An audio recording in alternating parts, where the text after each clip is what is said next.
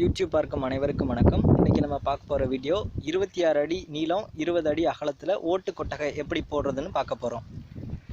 கொட்டகை போடுறதுக்கு தேவையான பொருட்கள் என்னென்னா 9 அடி கல்லுத்தூணு 4, 7 அடி கல்லுத்தூணு 8, வலைங்கிறது கனெக்டர் மாதிரி இருக்கும், அதுதான் வலைன்னு சொல்லுவாங்க. 3 முழம் 9 தேவைப்படுது.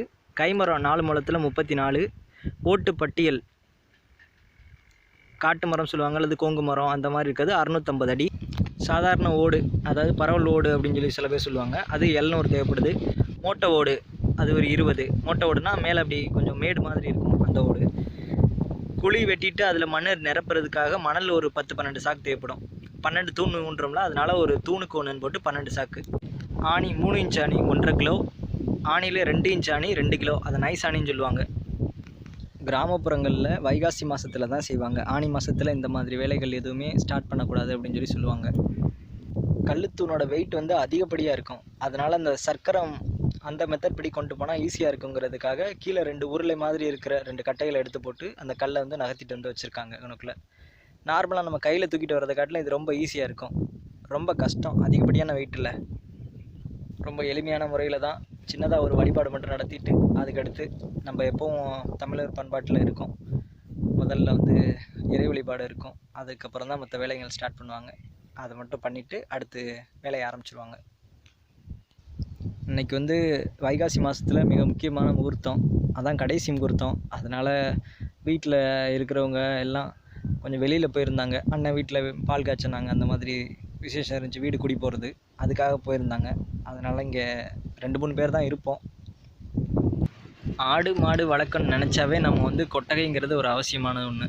எதுக்காகனா மழை காலத்தில் நம்மளால் அதை மேனேஜ் பண்ண முடியாது. கொட்டகை இல்லாதுன்னா நம்ம சில்பாலின் இந்த மாதிரி தார்பாய் அந்த மாதிரி சொல்லுவாங்கள்ல, அதை யூஸ் பண்ணோம்னா நமக்கு மழை காலத்தில் காற்று இதுனா அடிக்கிறப்போ அடிக்கடி அது பிஞ்சிக்கிட்டு வரும். அதனால் ஒரு ஸ்டாண்டர்டான ஒரு விஷயம் எப்போவுமே தேவைப்படும். அதுக்கு இந்த கொட்டகை தான் பெஸ்ட்டு. கொட்டகையிலே பல டிஃப்ரெண்ட் டைப் இருக்குல்ல, கூலிங் ஷீட்டு அப்படின்னு சொல்லி வந்திருக்கு. அதனால் உண்மையாக கூலிங் ஷீட் இல்லை, அதெல்லாம் ஹீட் அதிகமாக இருக்கும். அதே மாதிரி ஆஸ்பெட்டாஸு, கூலிங் ஷீட்டை விட ஆஸ்பெட்டாஸ் கொஞ்சம் ஹீட்டு கம்மியாக இருக்கும், இருந்தாலும் அதுவும் ஹீட்டு தான். ஓட்டு கொட்டகை அந்த பழைய காலத்தில் உள்ளது எப்போவுமே பெஸ்ட்டு தான். அதனால் எப்போதுமே மித்த எல்லாத்தையும் விட கம்பேர் பண்ணுறப்போ ஓட்டு கொட்டகை பெஸ்ட்டு. போடுற ஓட்டு கொட்டகை பக்கத்துலேயே ஆஸ்பெட்டாஸில் ஒன்று இருக்குது. மழை காலத்தில் மழை பெஞ்சுன்னா அதில் தண்ணி பிடிக்க முடியாது. தண்ணி பிடிக்கிறப்போ அந்த சிமெண்ட் வாசனை வரும். சப்போஸ் நம்ம இப்போ உனக்குள்ளே நிற்கிறோம், கொஞ்சம் மழை தண்ணி விழுது, பிடிக்கன்னு நினச்சாலும் அது பிடிக்க முடியாது. முதல்ல பார்த்திங்கன்னா கல்லுக்கால் ஊன்றது தான். கல்லுக்கால் ஊன்றதுக்கு 1.5 அடி குழி வெட்டியிருக்காங்க. குழி வெட்டிட்டு அதுக்கடுத்து எல்லாமே ஈக்குவலாக வர்றது மாதிரி அளவெடுத்து கல்லுக்கால் பதிப்பாங்க, ஊண்டுவாங்க. கல்லுக்கால் போடுறவங்கலாம் எக்ஸ்பீரியன்ஸ் ஆனவங்க. அதாவது இந்த பழைய காலத்து மெத்தட் படி தான் போடுவாங்க. ரொம்ப இந்த பாதரசம் அந்த இதை வச்சு ஸ்கேல் வச்சு போட்டு அந்த மாதிரிலாம் பண்ண மாட்டாங்க. ரசமட்டம் வச்சுலாம் பார்க்க மாட்டாங்க.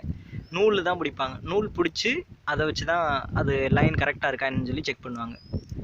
செக் பண்ணிட்டு தான் போட்டாங்க. நமக்கு ஒவ்வொரு தூணு கல்லுக்கும் நடுவில் வருதுல, அதுக்கு பேர் தான் வலை.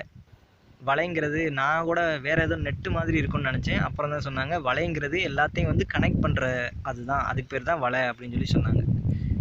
பழைய காலத்தில் பனை மரத்தை ப்ராப்பராக யூஸ் பண்ணாங்க. அதனால் பனைமரத்தில் இருக்க எல்லாமே ரொம்ப பயனுள்ளதாக தெரிஞ்சிச்சு. இப்போ பனைமரம் ஒரு பயனற்ற பொருள் மாதிரி ஆகிப்போச்சு. எங்கே பார்த்தாலும் பனைமரத்தை சும்மா 50 ரூபாய்க்கு 100 ரூபாய்க்கும் அந்த மாதிரி வெட்டி கொடுக்குறாங்க. கேட்டால் விவசாயத்தை அது பாதிக்குது அப்படிங்கிற மாதிரி சொல்கிறாங்க. நம்ம இயற்கை கொடுத்த ஒரு வரத்தை ஒழுங்காக பயன்படுத்தலை. நம்ம ராமநாதபுரம் மாவட்டமே பனைமரத்துக்காக தான் ரொம்ப ஃபேமஸ் ஆனது. ஆனால் இப்போ நம்ம ஊர்லேயே அந்தளவுக்கு பனைமரங்கள் இல்லை. நம்ம கிராமத்துலேயே எல்லாத்தையும் வெட்டி வீசிட்டாங்க. இப்போது நம்ம ஓட்டு கொட்டகை போடுறதுக்கான ஃப்ரேம் கிட்டத்தட்ட ரெடி ஆயிடுச்சு. இனிமேல் ஓட்டு பட்டியல் மட்டும் இது மேலே அட்டாச் பண்ணாங்கன்னா எல்லாம் முடிஞ்சிடும். இந்த இப்போ குறுக்க போட்டிருக்காங்கல்ல ஏ மாதிரி ஷேப்பில், அதுக்கு பேர் தான் கைமரம். இதுக்கடுத்து இனிமேல் இந்த கைமரத்து மேலே ஓட்டோட அளவை வச்சு கம்பை வச்சு வெட்டி வச்சுட்டு ஒவ்வொரு ஓட்டுக்கும் எங்கெங்கே வரும்னு சொல்லிட்டு சுண்ணாம்பில் வெள்ளை நூல் அதை உள்ளே போட்டு மார்க் பண்ணுவாங்க. கொஞ்சம் நேரம் ஆக ஆக வெயில் படப்பட அந்த மார்க் நல்லா தெரிய ஆரம்பிக்கும். இப்போ பார்த்திங்கன்னா அந்த நூலை அப்படி டைட்டாக பிடிச்சிட்டு ஒரு டைம் அப்படி சுண்டுவாங்க. அப்படி சுண்டுனோடனே அந்த பனம் சட்டத்தில் கரெக்டாக ஒரு மார்க் விழுந்துடும். இந்த மார்க் விழுந்தது மேலே இன்னுமே பட்டியல் கொண்டு சேர்ப்பாங்க. ஒரு சைடுக்கு 5 வருஷ பட்டியல் போட்டிருந்தாங்க. இப்போ தான் 2 இது மார்க் பண்ணியிருக்காங்க. இன்னும் இதுக்கு மேலே 3 மார்க்கிங் போகும். மொத்தம் 5. கீழ் வரிசை கடைசியாக உள்ள அந்த ஏரியாவுக்கு மட்டும் 2 தடவை பட்டியல் வந்து கொஞ்சம் ஸ்ட்ராங்காக கொடுப்பாங்க. 2 ரவுண்டு கொடுக்குறாங்க.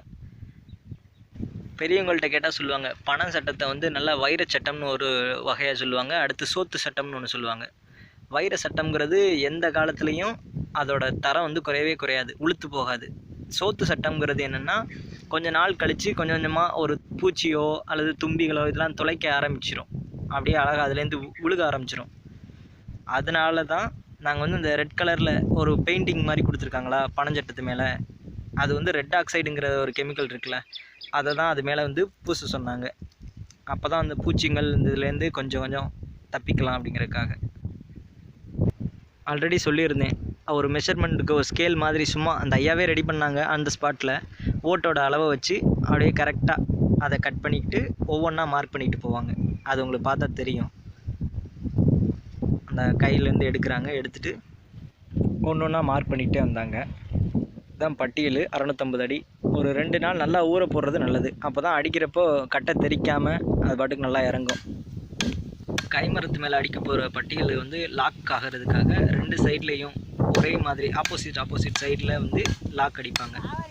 அதை வந்து மேலே ஜாயின் பண்ணுறதுக்காக. பட்டியல் அவங்க வந்து 650 அடின்னு மொத்தமாக சொல்லிட்டாங்க. நாங்கள் 650 அடின்னு சொல்கிறப்போ என்ன பார்த்தீங்கன்னா, கொஞ்சம் நெட்டு பட்டியல் கொடுக்காம குட்டை பட்டியலும் கொடுத்துட்டாங்க. அது வந்து அவங்களுக்கு கொஞ்சம் வேலையை வந்து அதிகமாக்கும். நார்மலாக வந்து ஒரே நெட்டு பட்டியலாக இருந்துச்சுன்னா ஈஸியாக டக்குன்னு அவங்க வந்து வேலையை முடிச்சுட்டு போயிட்டே இருப்பாங்க. கடைக்காரங்கள்ட்ட சொல்லலை, இந்த மாதிரி நெட்டையாக வாங்கிட்டு போனால் கொஞ்சம் ஒர்க்கு ஈஸியாக இருக்கும் அப்படின்லாம். அவங்க பாட்டுக்கு எடுத்து கொடுத்துட்டாங்க. இப்போ தான் எங்களுக்கே புரியுது, கொஞ்சம் எக்ஸ்பீரியன்ஸ் வந்ததுக்கப்புறம். ஐயா இவ்வளோ நேரம் அடிச்சிருந்தார்ல இந்த லாக்கு, அதை வந்து அடுத்து க்ளோஸ் அப்பில் எடுத்து காட்டியிருக்கேன். அதை பாருங்கள் அது எப்படி இருக்குன்னு சொல்லிட்டு. ஒன் சைடில் அதே மாதிரி ஆப்போசிட் சைடில் இதே மாதிரி பேக் சைட்லேயும் அடிப்பாங்க. ஆல்ரெடி அந்த சுண்ணாம்பு வச்சு மார்க் பண்ணிட்டு இருந்தாங்கல்ல, அது மேலே இன்னுமே இந்த பட்டியல் இப்போ ரெடி பண்ண பட்டியலை வரிசையாக அடிப்பாங்க. அடிச்சுட்டு அடுத்து ஓடு பதிகிறது தான். ஓடு பதிஞ்சு முடிச்சிட்டாங்க. ஓடு பதிகிறப்ப நம்மளும் வேலையில் இருந்ததுனால எடுக்க முடியல, அதை ஃபைனலாக எடுத்திருக்கோம். தூக்குவாளிலலாம் சாப்பாடு கொண்டு வந்து சாப்பிட்ற ஜென்ரேஷன் இவங்களோட முடிஞ்சு கிட்டத்தட்ட. இதுக்கு அடுத்து யாரும் அப்படி சாப்பிட்றதில்ல.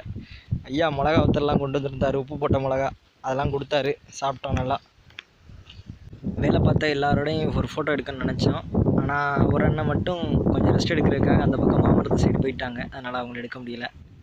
வேலை மொத்தம் முடியல. கற்றுக்கிட்ட ஒரே ஒரு பாடம், ரொம்ப பொறுமையாக இருக்கணும் இந்த வேலை செய்கிறப்போ. இந்த வேலையும் இல்லை, எல்லா வேலையும் பொறுமையாக செஞ்சால் நல்ல ரிசல்ட் கிடைக்கும். நன்றி.